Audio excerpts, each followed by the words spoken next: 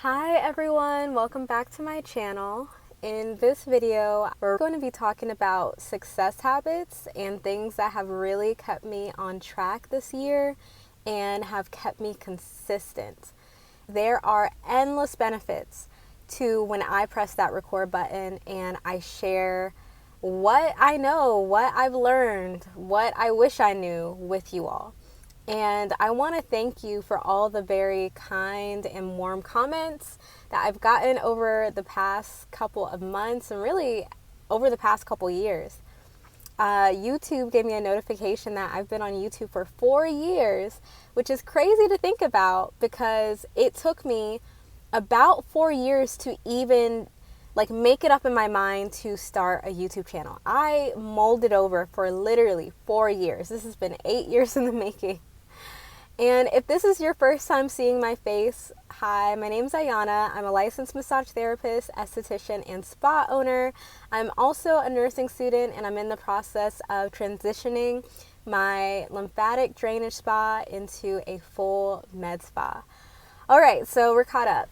I had to be at my clinicals for my nursing program at 6:15. So you can only imagine how early I had to get up and get out there. There's 6:15 to around 3:30. Got out and I immediately went to the gym. So I'm parked at the gym right now. I have my gym clothes underneath my scrubs.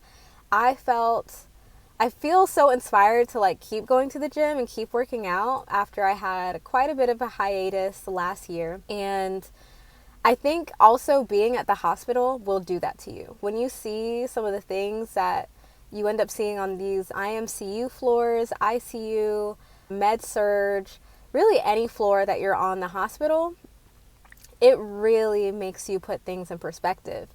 And I had a moment of alignment because on the way over here, I caught the tail end of a premiere on YouTube with Stephen Bartlett, Diary of a CEO. Love his podcast. And he's interviewing Robert Greene. This just came out. I was watching the premiere. I got the last maybe 15-20 minutes of it. I love Robert Greene. I feel like he is really a figure that propelled me into learning about humans, learning about psychology. I love his books, and it turns out he's coming out with a new book.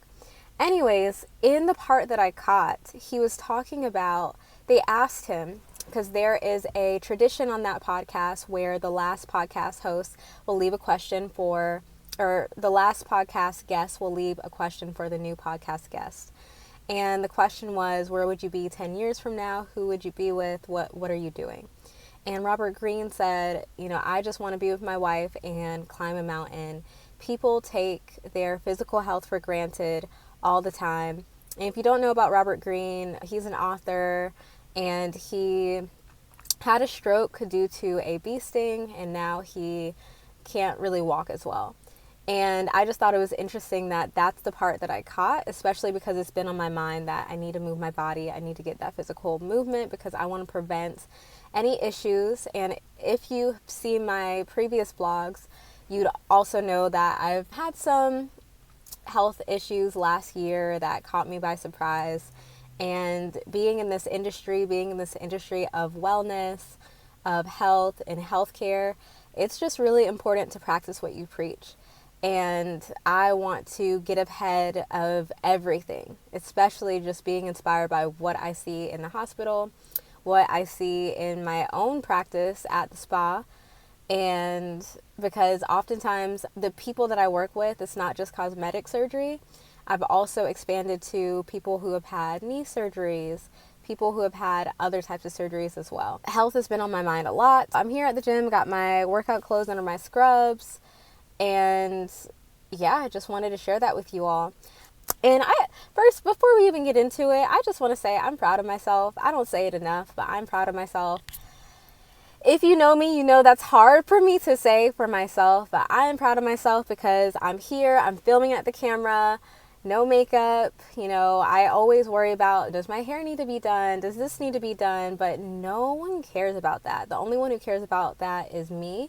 And I want to encourage you all, if there is something that you've been meaning to do or something that you feel called to do, don't let these external circumstances stop you from doing it.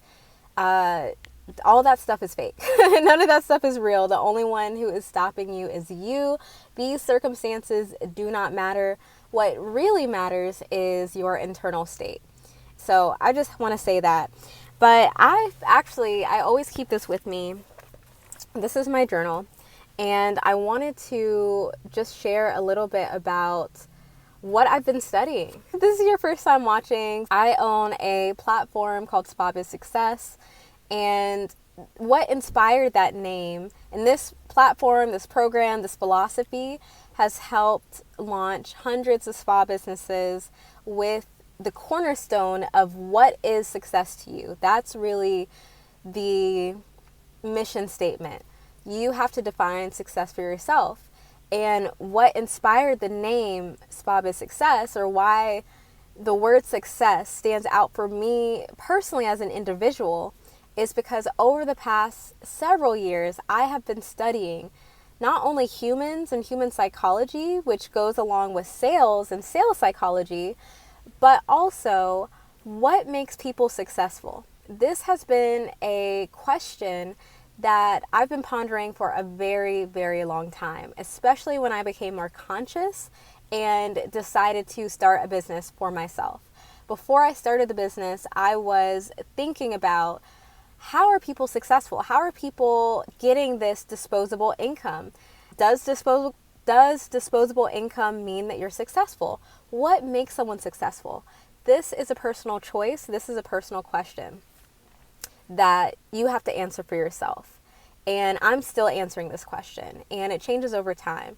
From what I understand, especially with my interviewing of other spa owners and what I understand about other spa owners, body workers, energy workers, and other healthcare professionals, is that success really means, I'm noticing a trend, that it really means time freedom. It means having enough time to do what you wish and take care of yourself. That's the trend that I see. I'm not saying that's the only definition of success, but that is the definition of success that I see across the board. And I have been, again, studying this for a long time, and that's what I want to share with you today. We can't talk about business without talking about mindset, without studying psychology, without understanding sales, without understanding what makes people successful. What are the habits that you have? What is your internal self-talk? What is your internal world? Because remember what I said at the beginning of this video, our external circumstances do not matter. If anything, your external circumstances should motivate you to define success for yourself and do something about it. Okay, so I've written down, and I have a whole lot just research that I've been doing on what makes people successful. And these are some of the main things. So number one is, in order to be successful, you have to be intentional with your time. You realize that you are successful when you start to feel a type of way about people wasting your time. Even as a spa professional, if we can relate this back to business, I always recommend, I've been teaching this for years, that you should always be paid for your time, even upfront if you can. I'm a big proponent on deposits. I used to not be a proponent on deposits, and more on that in another video. But whenever you are spending time, you should be paid well for the time that you are spending. That's just one example with deposits or cancellation policies, all that stuff. You start to realize that you're successful when you stop playing with your time. Now, this doesn't just mean other people, external circumstances, playing with your time and your boundaries, okay? This also means, how are you spending your time?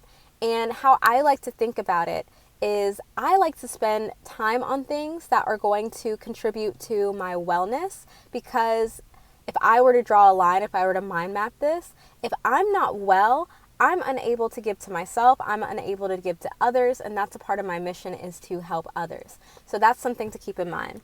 And honestly, y'all, I might turn on the AC. I turned off the AC. I didn't want y'all to hear the AC, but I'm gonna turn it on anyway. I love this song. Okay, so I only want to contribute time that impacts my wellness. Okay, we're going to continue on with the video. My phone overheated, so let's just continue. I was talking about our time. So I only want to contribute time to things that contribute to my well-being, which my well-being also impacts my wealth and it impacts my relationships. Things that are going to positively impact my relationships, and things that are going to positively, I have a list because I got these new aligners, but things that are going to positively have a good effect on my health, which goes into well-being. So you have to decide what are the things that also contribute, or what are the things that you really want to spend time on. Don't let people play with your time. I'm not the friend who is available for last minute get-togethers. Every once in a while, and it depends on the friend, but I'm just not, because I have so many other things that I am committed to on a regular basis, and people know this about me, and I find that that commands respect. People are going to respect you more if you have some boundaries on your time and you decide how you're going to spend your time, who you're going to spend it with, and it's intentional and it has a purpose and it contributes to sometimes a bigger goal. So that's something to keep in mind. On that same vein, I like to time block. So I've mentally time blocked this opportunity to film this video, even though it is a little bit more spontaneous. But even this morning I thought, this is the only time that I have, literally this entire week, to film a video to make sure I'm consistent and I can upload on Friday at 12 p.m. or 12:30 or whatever. Everything else is booked from 9, usually sometimes 6 a.m. all the way to 5 p.m. because after 5 p.m. I'm with my family, because again, I have those boundaries on my time. Same with the weekends. My weekends are usually pre-planned. Not everyone is like that. That's not for everyone's lifestyle, as long as you feel good about how you're spending your time. And even more recently, I have been using the atomic habit of, what is it called? When you habit stacking. Like, for example, if I'm going to scroll on TikTok, which also has a purpose, when I'm scrolling on TikTok, I'm studying. I'm studying TikTok. I'm studying like content that works. But while I'm on TikTok, I might stretch. I might be going for a walk. Even when I get on this Stairmaster, I will maybe be scrolling on TikTok. So I try to pair it with something that is going to contribute to my well-being or my wealth or my relationships. So that is another habit that successful people employ. Okay, so one of the other things I want to talk about is delegation. This could be a video on its own. I've been very transparent about the fact that when I first launched my business and made 6 figures my first 18 months of relaunching my business, a lot of that was due to the fact that I delegated services to other service providers really, really early in the business. In fact, I started doing that on month 2 of the business. I have delegated very, very, very, very early in my business. And I would recommend the same to you, regardless of if you are a solopreneur or if you are, if you already have a team, you could be delegating a lot more. And I actually wrote down here that a study by Gallup found that companies run by CEOs who delegate effectively generate 33% more revenue than those who don't. Not only is it going to help you generate revenue, but also it's going to help contribute to your well-being, because you cannot, and I don't recommend that you do it all as an entrepreneur. I wouldn't recommend it. So even in a couple weeks, I'm taking a week off of work. I'm still going to be filming, but I'm taking a week off of work. I'm taking a week off of school. It's going to be spring break. And the only way I'm able to do that and the business still runs is because I am delegating. I'm delegating the work. I have other people who are doing the services. But one way that you can get started with this is even just by getting a virtual assistant. There are multiple websites like Fiverr, Upwork, just so many. Like, you can even just put an ad on Indeed to get your first virtual assistant. And a tip that I learned from a mentor of mine is that you can hire 2 virtual assistants, give them both a task, 2 different tasks. It could be a task that takes 15 minutes or 30 minutes. Anything that takes more than 30 minutes is something that you definitely want to delegate because your time is very valuable. But you can give them both a task. Whoever does it the best, that's your VA. You also want to ask them why they did it that way and ask them their thought process, because that will tell you a lot about that person and how they work and how they're going to work with you. If you notice that they cut corners or that they weren't thorough, that is not someone that you want working for you. But yeah, delegate. And what I'm excited about is when I'm on that break, I am going to be filming a lot of tutorial-based videos showing you how to use technology to delegate for you. I'm going to be going a lot more in depth about this whole side of the business, which is automation. I know y'all have heard me talk about it. Those of you who are in SpaBizSuccess, you're already doing it. You've already set this up. But I'm going to be talking a lot more about that on this channel and showing you how to do that. Okay. Ooh, this is another good one. Give value and nurture. So this is another habit of successful CEOs. And the example that I want to give actually goes back to I don't know why my phone keeps going dark, but the example that I want to give goes back to Stephen Bartlett, Diary of a CEO. I was watching one episode. I don't remember the guy's name, but he's some business owner. Something that I noticed about him is that when he came on the podcast, he came with statistics. He came with receipts, he came with facts. He had researched the podcast host, Stephen Bartlett. He had researched his business, he researched his numbers, he researched his client avatar, and he even came prepared with ways that he could improve his product and his strategy.